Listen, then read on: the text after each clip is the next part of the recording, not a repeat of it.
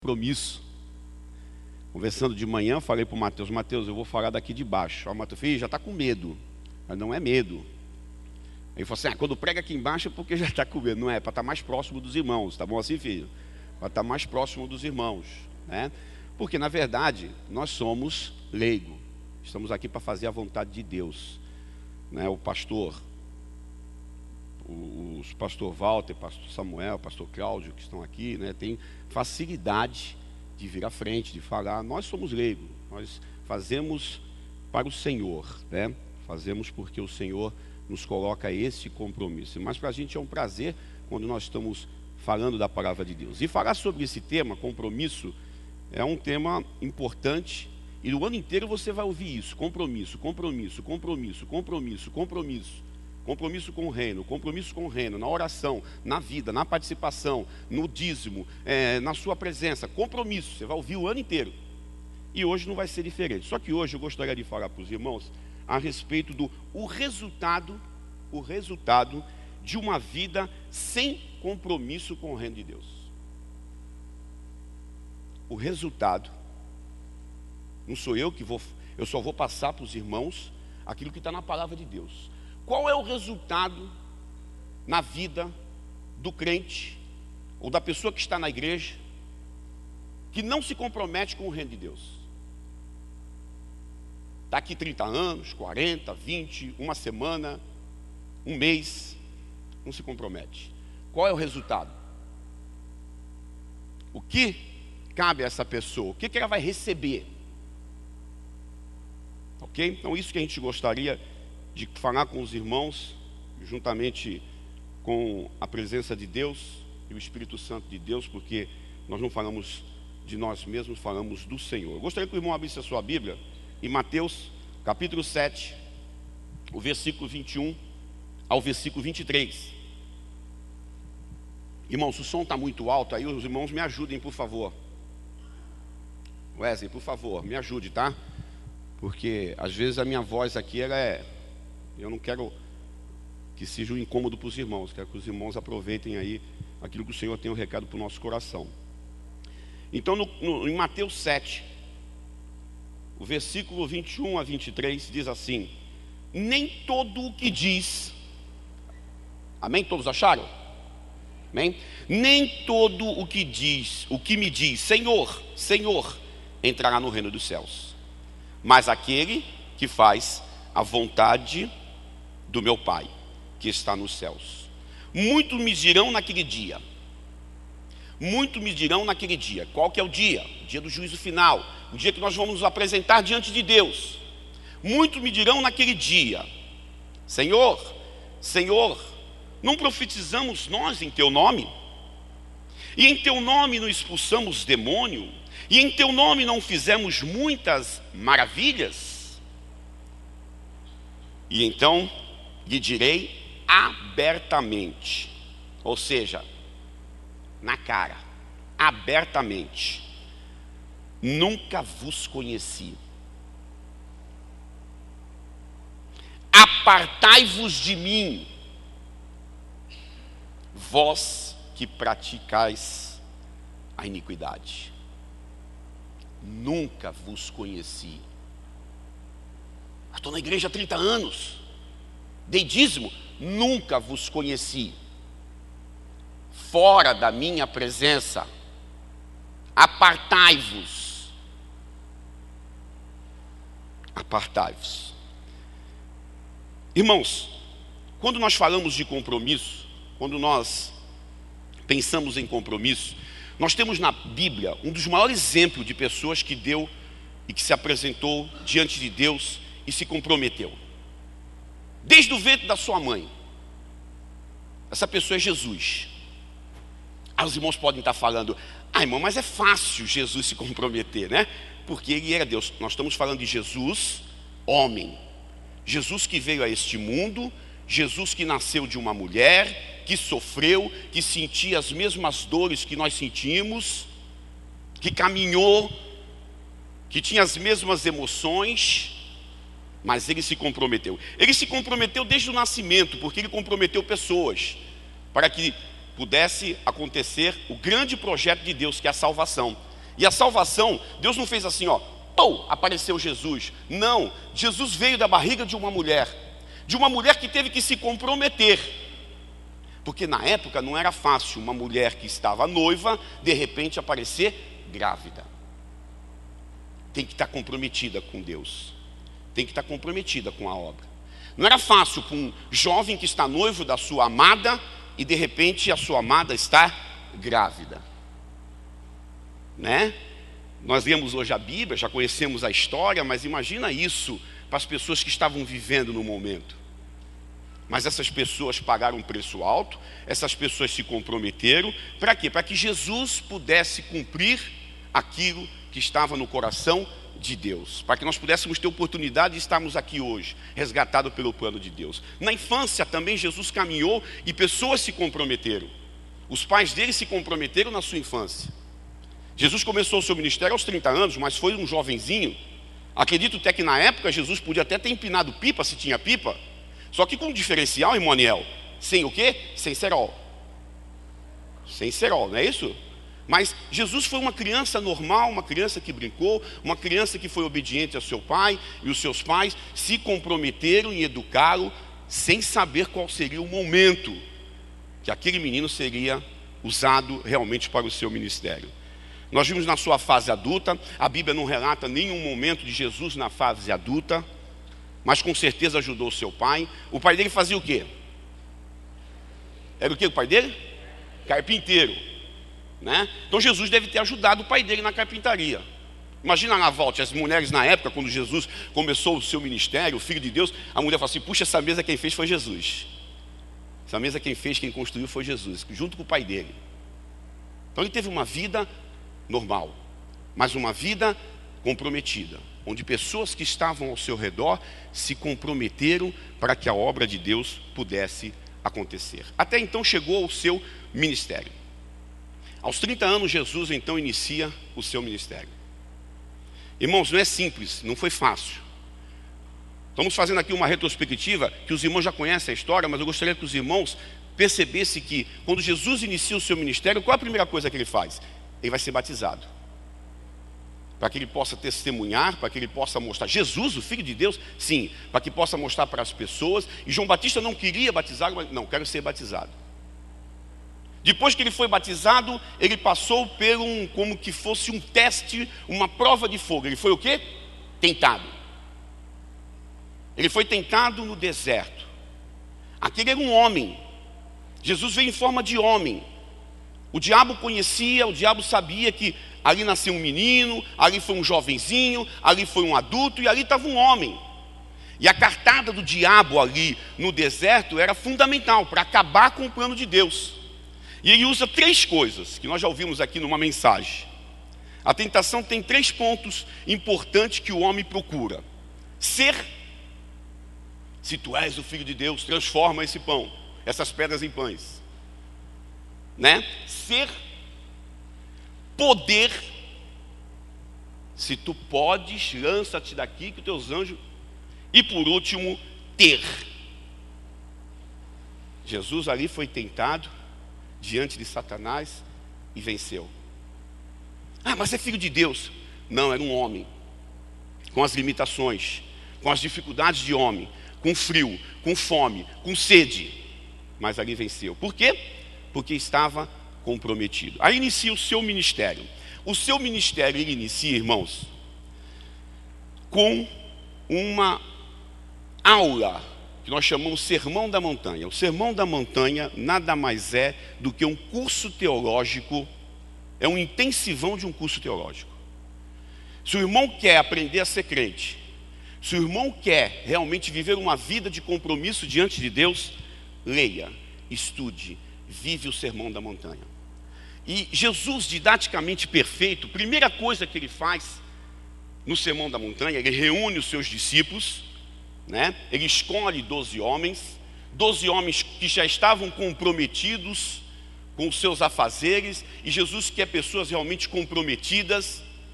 Jesus não quer pessoas que estão paradas, e Jesus então pega aqueles 12 homens e faz um grande intensivão, porque Jesus quer pessoas que falem a mesma linguagem.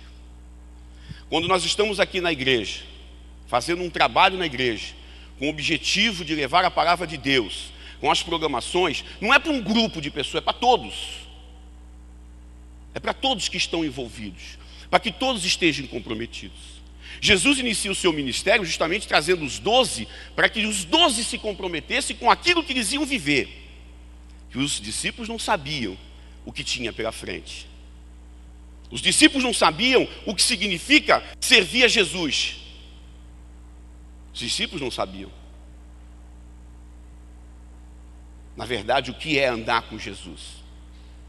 O que é pagar o preço de andar com Jesus? Jesus, preocupado com isso, quer que todos estejam sintonizados.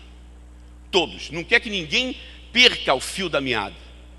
Não quer que ninguém aqui se desligue. Por isso que ele dá esse curso. Aí eu me lembrei da história de um pastor que era pastor de uma igreja pequena, de repente foi convidado para ser pastor de uma igreja grande. E aquele pastor ficou muito preocupado, né? Foi lá, fez a entrevista com a igreja adorou aquele pastor, a igreja votou, aceitou, o pastor vai assumir a igreja. Uma casa pastoral maravilhosa, e o pastor se muda para a casa pastoral durante a semana. Na segunda-feira que antecede o culto de posse, o grande culto de posse do sábado. E aquele pastor então está muito contente, muito emocionado, tudo ele quer que dê certo. E ele já se muda segunda-feira, chega o seu caminhão de mudança, os irmãos ajudam, ele desce a mudança. Aí ele fala para a esposa, e mora com o pastor, a esposa, uma filha, já grande, e a sua sogra. Essa era a família do pastor.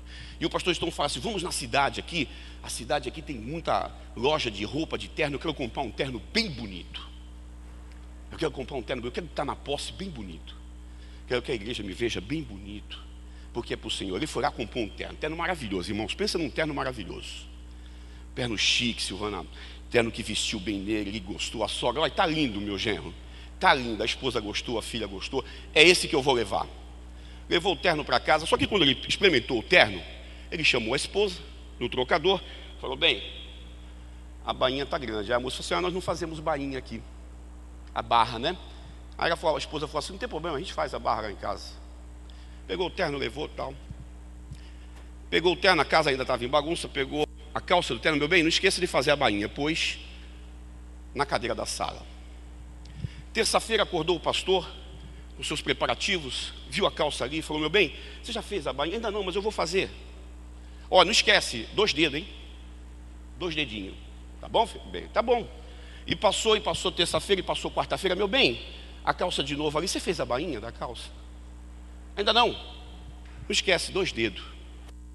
Na quinta-feira, de manhã, o pastor acordou, estava a esposa, a filha. O pastor está tomando café, quando ele olha na cadeira, a calça do paletó dele, do terno dele. Meu bem, você já fez a bainha? Ainda não. Olha, é sábado, não se preocupe. 2 dedos, hein? Não se preocupe. Passou a sexta-feira, no sábado de manhã, de madrugada, a sua sogra era uma mulher de oração. Então ela acordou de madrugada, do sábado, da sexta para o sábado, e bem fervorosa diante de Deus, orou. Quando ela abriu o olho, ela viu a calça do pastor.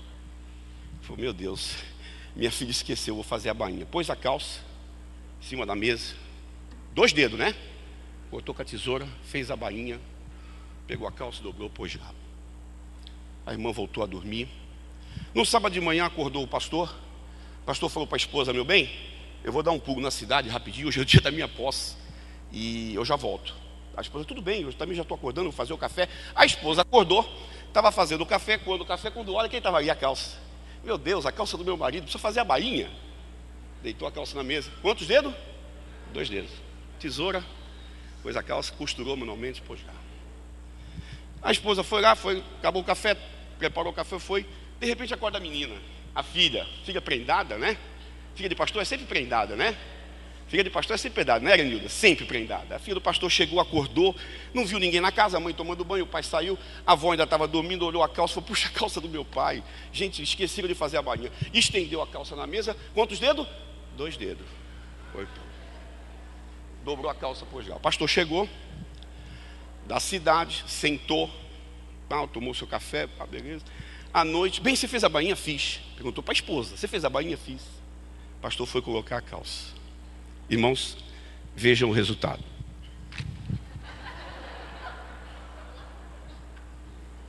Imagine a complicação, pastor, que aquele homem teve. Por quê? Porque todos estavam na casa, vivendo debaixo do mesmo teto, sob a orientação do seu pastor, do seu líder, mas não estavam sintonizados. E a preocupação de Jesus, no início do seu ministério, é que todos estivessem sintonizados. Na igreja aqui, a preocupação que nós temos, a direção da igreja tem, o nosso pastor tem, é que todos estejam sintonizados. Não queira cada um fazer aquilo que acha que deve fazer, sem comunicar ao próximo, sem avisar, senão o resultado vai ser esse: 2 dedinhos na calça, cortando cada um, acabou com a calça do pastor. E Jesus, preocupado com isso, ele faz o Sermão da Montanha. Gente, o Sermão da Montanha é o maior curso teológico. Jesus ensina como ser comprometido com o reino de Deus. No Sermão da Montanha. No Sermão da Montanha ele começa a falar do quê? Bem-aventurado. Bem-aventurado é o quê? Feliz. Bem-aventurado, ó, feliz, feliz vivendo sobre esta terra. Ser feliz vivendo sobre este mundo que nós vivemos. Isso é ser bem-aventurado. Então, o que Jesus estava preparando os seus discípulos é que tudo que ia acontecer, tudo que pode acontecer, mesmo assim nós somos felizes. E como crente, nós temos que acreditar nisso. Pode estar acontecendo o que for com você, mas você é feliz mesmo vivendo nesse mundo. Porque a nossa vitória não é aqui. A nossa vitória não é nesse mundo. A nossa vitória é com o Senhor eternamente, né? Nós vemos também no Sermão da Montanha, além de bem-aventurado, nós vemos que Jesus fala assim: discípulos, para vocês se comprometerem, vocês precisam ser sal. Vocês precisam temperar. Vocês precisam mudar o gosto, ser diferente. Para estarmos comprometidos com o Senhor, aonde nós estamos, nós temos que ser diferente. Aonde nós estamos, no ambiente que nós trabalhamos, nós temos que ser sal. E ele também fala, além de sal, nós temos que ser o quê? Luz. Aonde você chega, areia. Se é numa roda de amigos que está com umas conversas que não agradam a Deus, quando você chega ali, chegou o crente. Graças a Deus quando você ouve isso. Chegou a Bíblia. Meu Deus do céu. Graças a Deus quando você ouve isso. Porque você está sendo luz. E a luz, ela serve para quê? Para dar visibilidade. O crente, quando chega num local, pode perceber isso, irmão. Quando você chega num local, você começa a enxergar o que é bom e o que é ruim. Aí quando o crente está comprometido com Deus, a sua lâmpada vai cada vez aumentando a intensidade. Cada vez aumentando a intensidade. E o que é ruim vai embora. Mas quando o crente não está firme com o Senhor, não está comprometido com o Senhor, parece que a sua lâmpada vai diminuindo. Vai diminuindo. E aquelas coisas que estão ali vão te envolvendo até o ponto que abafa a tua lâmpada. Porque nós temos que ser luz. Onde nós estamos tem que dar visibilidade. Temos que enxergar o que está acontecendo. E ele passa isso para os seus discípulos, para que os discípulos entendessem o que é um compromisso diante de Deus. Ele continua dizendo que todos devem cumprir a lei. Jesus não veio para passar por cima da lei. Existiam as leis ali dos judeus. Existia ali não matarás, não roubarás. Jesus não veio para falar assim, olha, não faça mais isso, agora faz o que eu mando. Não, Jesus ele veio para cumprir as leis. Por quê? Sabia que os seus discípulos, quando ele morresse, quando ele subisse aos céus, sabia que os seus discípulos iam viver momentos que eles teriam que, o momento certo para respeitar a lei e o momento certo para falar da obra de Deus, da palavra de Deus. Uma outra coisa que ele ensinou aos seus discípulos, ali naquele curso teológico, antes do começo do ministério, é que os seus discípulos deveriam ser homens de palavra. Sim, sim, não, não. Gente, parece que ser honesto hoje é qualidade. Aquele crente é honesto. Para mim é redundância. Aquele crente é honesto? Se é crente, é honesto. Hoje parece uma qualidade. E Jesus ensina os seus discípulos dizendo o seguinte: a sua palavra é sim, sim, não, não. Não tem meio termo. Se serve para mim, ok. Se não serve, eu tenho que dizer, ó, não serve. Não, eu vou tentar, vou dar um jeito, eu vou, sabe o que é? Que senão fica chato. Não. Se aquele bate-papo que você está tendo ali com os amigos não serve, é não. Se serve, é sim. Ficou no meio termo, o diabo vai fazer a festa. É a oportunidade que ele precisa, quando você não se posiciona. Jesus ensina os seus discípulos ainda a amar ao próximo. Amar ao próximo não significa amar aquele que está aqui dentro da igreja. É aquele que realmente precisa, que está próximo da gente e que precisa da palavra de Deus. Jesus sabia que os seus discípulos iam encontrar não só judeus na sua caminhada para a evangelização, para o crescimento do reino de Deus. Sabia que iam ter outros povos que iam precisar da palavra de Deus. Por isso que ele fala, amar aos próximos, ajudar aos próximos. Ele fala sobre a esmola, sobre dar ajuda. Porque nós temos que estar atento, irmãos, porque tem pessoas que precisam às vezes de ajuda mesmo material. E você às vezes faz um olho, não quer enxergar, você não quer perceber que aquele irmão está precisando de uma ajuda material. E Jesus fala aos discípulos que eles deviam ajudar aos próximos. Isso é uma vida de comprometimento diante de Deus. Ele coloca também nesse resumão aqui do Sermão da Montanha, ele fala o seguinte, que os discípulos deviam ter vida de oração. O homem comprometido com Deus que não ora, Vetério falou muito bem na quarta-feira. Quem não veio na quarta-feira, perdeu. Quem veio na quarta-feira, foi abençoado. Então quem não ora, não conversa com Deus, não fala com Deus, não vai ter vida de compromisso. Pode esquecer. Pode ser crente 20, 30, 40 anos, pode dar dízimo, o maior dízimo da igreja. O maior dízimo da igreja. Mas se não tiver vida de oração, não tem compromisso. E Jesus, naquela aula teológica, fala, discípulos, vida de oração. Orem. Orem. A oração é a nossa arma, a nossa ferramenta que nós temos nas nossas mãos, que Deus nos deu para vencermos as dificuldades. Ele coloca também, discípulos, serem confiantes. Confiem, ter fé, acreditar. Nós que conhecemos a palavra de Deus, nós que sabemos a história que aconteceu, se eles não tivessem uma aula daquela, como é que eles iam sobreviver? Como é que eles iam dar continuidade? É porque realmente eles entenderam que tinham que confiar, que crer. Precisavam crer, precisavam saber que mesmo no momento difícil, o Senhor ia estar com eles. Mesmo no momento de dificuldade, o Senhor ia estender a mão. Gente, isso é fácil quando a gente fala. Difícil é quando a gente vive. Difícil é quando a gente vive. É ali que você vai ver realmente se é crente ou se não é crente. Quando ele tem que demonstrar a confiança em Deus. Estou com uma doença grave, mas eu sei que eu confio no Senhor.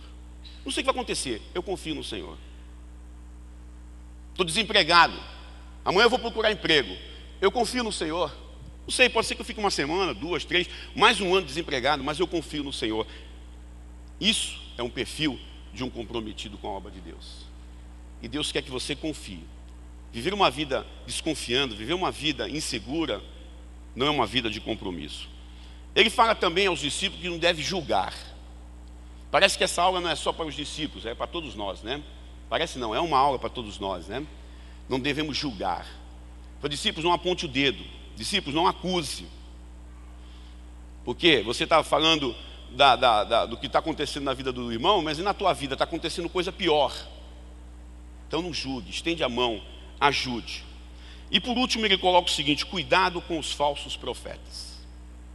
A preocupação de Jesus com os seus discípulos, com o início da obra de Deus, com o início de um povo comprometido com o reino de Deus, cuidado com os falsos profetas. Cuidado com as vãs doutrinas, cuidado com aqueles que falam na televisão e que não falam verdade, que estão atrás só de enganar, de criar sensacionalismo. Cuidado. E Jesus então destaca isso no versículo 7, no capítulo 7, versículo 15, ele fala assim, acautelai-vos, porém, dos falsos profetas que vêm até vós, vestido como ovelhas, mas interiormente são lobos devoradores. E nós conseguimos identificar quem é ovelha, quem é lobo, quem está comprometido com a obra de Deus. Quando você está sintonizado, comprometido com o reino de Deus, você consegue saber quem é lobo e quem é ovelha. Aí você consegue falar assim, não, com esse eu não vou caminhar porque é lobo, com esse vamos caminhar porque é ovelha. Aí então, nós vemos que Jesus, preocupado com os seus discípulos, faz a grande reunião, a grande curso Por quê? Porque Jesus queria iniciar com aqueles 12 homens comprometidos com o reino de Deus. Jesus não escondeu nada de ninguém. Jesus não prometeu para os 12 que eles teriam vida fácil. Ser discípulos de Jesus seria coisa maravilhosa. Não ia faltar comida, não ia faltar cama boa para dormir. Não, Jesus não prometeu nada disso.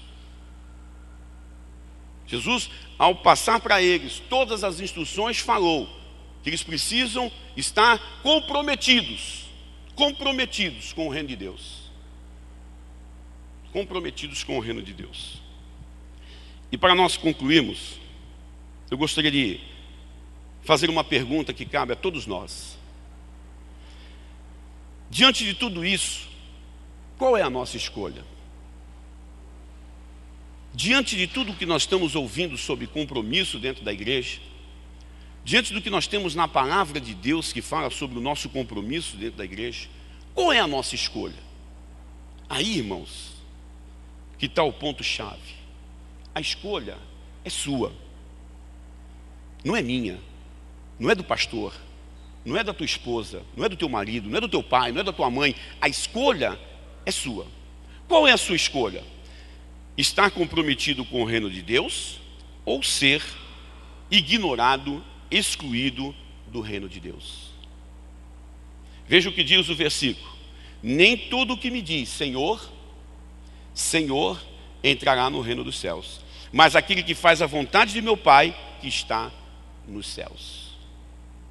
Qual é a sua escolha? Esse ano nós estamos começando. Nós estamos aqui, hoje é o 22º dia do ano. Qual tem sido a sua escolha? Se comprometer com a obra de Deus? Ou não se comprometer? Ou não estar sintonizado na obra de Deus e ouvir do Senhor naquele dia, no dia do seu juízo final? Olha o que ele diz: então lhe direi abertamente, nunca vos conheci. Apartai-vos de mim, porque praticais a iniquidade. É você que vai decidir o que você vai ouvir do Senhor. Ou então vem para cá, entra no meu reino. É você que vai decidir. É a sua vida. Quem decide isso somos nós, não é ninguém. O Senhor nos fala, o Senhor nos exorta através de hinos, através de cântico, através de mensagem, através da palavra, para que ninguém chegue no dia e fale: eu não sabia. Eu não sei qual que é a tua vida hoje aqui dentro da igreja. Você, meu amado visitante, meu querido amigo, não sei qual que é a vida que você leva, mas uma coisa é certa: você precisa agora, já, assumir um compromisso diante de Deus. Você não pode ficar em cima do muro. Você não pode ficar simplesmente envolvido com a igreja. É comprometido. O ensinamento que Jesus deu aos discípulos, em todas essas áreas que nós vimos aqui, é de compromisso. Não é se eu quero ou se eu não quero. Não é se eu quero ou se eu não quero. É compromisso. Quem quer servir a obra de Deus tem que estar comprometido. Não é sentar no banco simplesmente por sentar. É estar aqui no banco, é estar nas atividades, comprometidos com a obra de Deus, com o reino de Deus. Não é com a primeira igreja, não é com o pastor, é com o reino de Deus. Então não sei qual é a vida que você está vivendo. Não sei qual é o nível de comprometimento que você está tendo com Deus. Mas uma coisa eu sou obrigado a falar. Uma coisa eu sou obrigado a falar. E não sou eu, o que está na palavra. Não brinque com Deus, porque o julgamento vai ser pesado. Ele vai ignorar. Não te conheço. Faça de mim. Não dá tempo de... Mas não é... Nós não queremos ouvir isso de Deus. Nós não queremos ouvir isso de Deus. Mas isso depende de nós.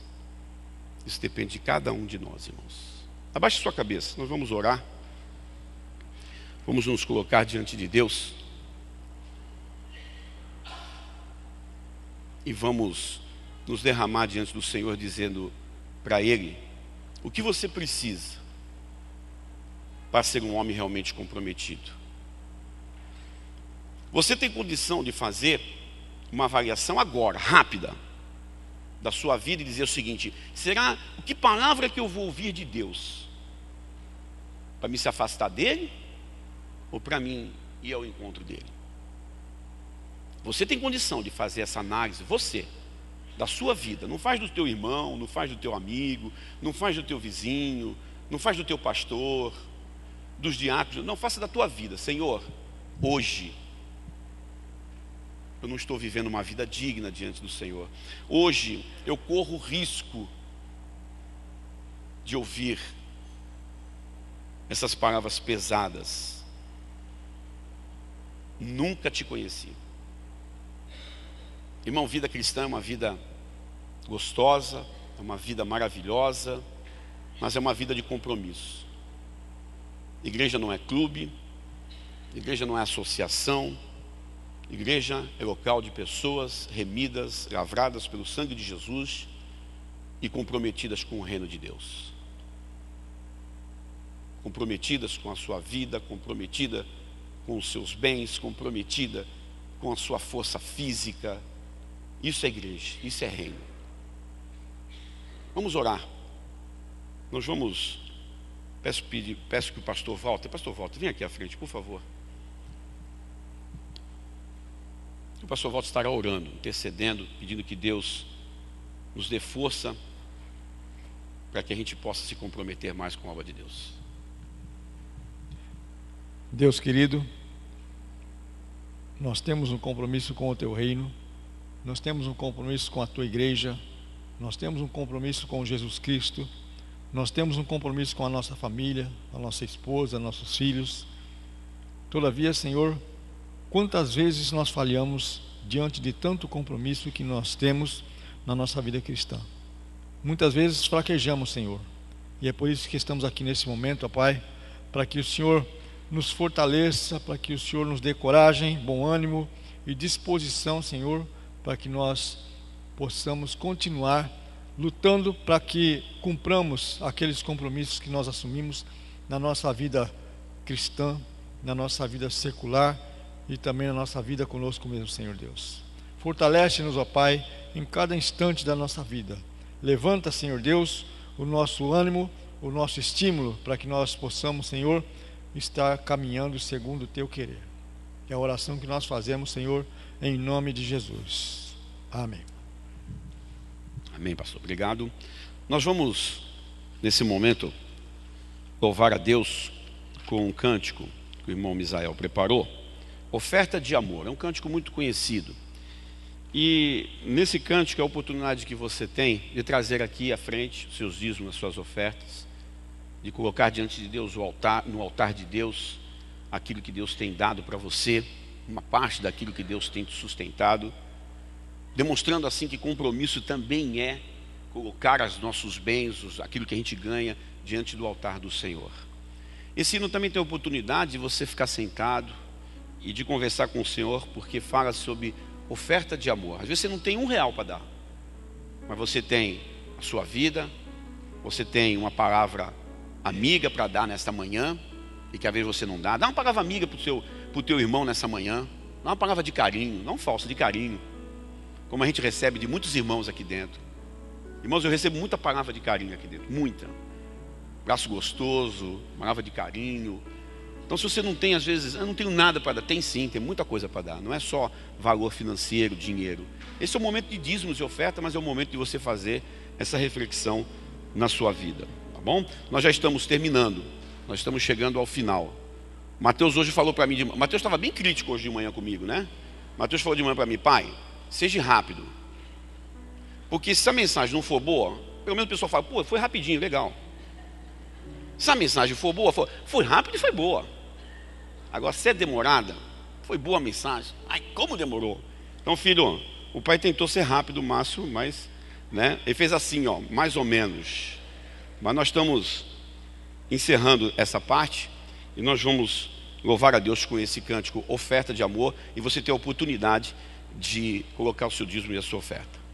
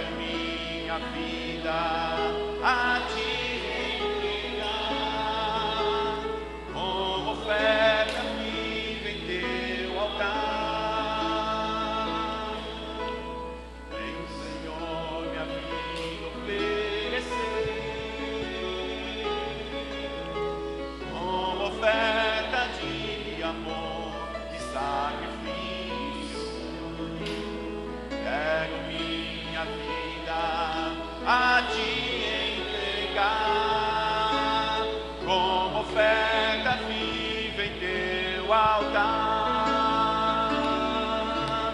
pois pra te adorar foi que eu nasci. Cumpre em mim o teu querer,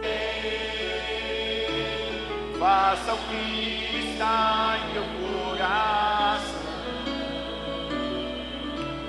e que a cada dia eu queira mais e mais estar ao teu lado, Senhor. Pois pra te adorar foi que eu nasci. Cumpre em mim o teu querer,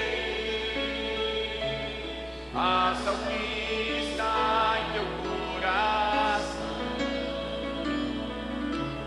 e que a cada dia eu queira mais e mais estar ao teu lado, estar ao teu lado, estar ao teu lado,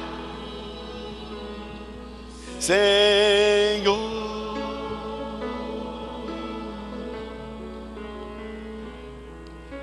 Nós queremos terminar esse culto, essa parte do culto da manhã, com esse sentimento de estar ao lado de Deus. Quem está do lado de Deus está protegido. Está protegido. Quem está do lado de Deus. Agora, quem se afasta de Deus, quem não está do seu lado, está propício a sofrer, está propício a ser derrotado. Venha para o lado de Deus. Venha se aproximar de Deus. Deus está com a mão estendida. Venha ao lado do Senhor. Nós vamos estar orando, e nós vamos, com essa oração, encerrando aqui a nossa parte da manhã.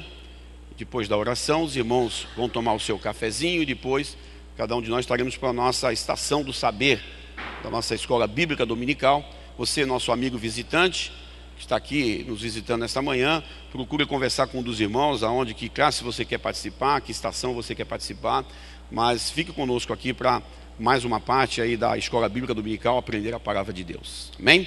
Irmã Vera, por favor, vem aqui à frente, a irmã Vera vai estar orando. Por favor, a irmã Vera vai estar orando, agradecendo a Deus por esta manhã, né, e pedindo que Deus esteja nos abençoando na escola bíblica dominical. Senhor, meu Deus, meu Pai, nós te agradecemos, Senhor, por mais essa manhã maravilhosa em que estamos aqui. Abençoa, Senhor, agora esse momento que vamos estar na estação do saber cristão, Senhor. Abençoa, Senhor, esse resto de dia e mais à noite, ao estarmos aqui, louvando e bendizendo mais uma vez teu nome. E em nome de Jesus, agradecemos. Amém. Fique de pé, dá um abraço no seu irmão que está do seu lado, dá um abraço gostoso no seu irmão, vá tomar um cafezinho e vamos para a IBD.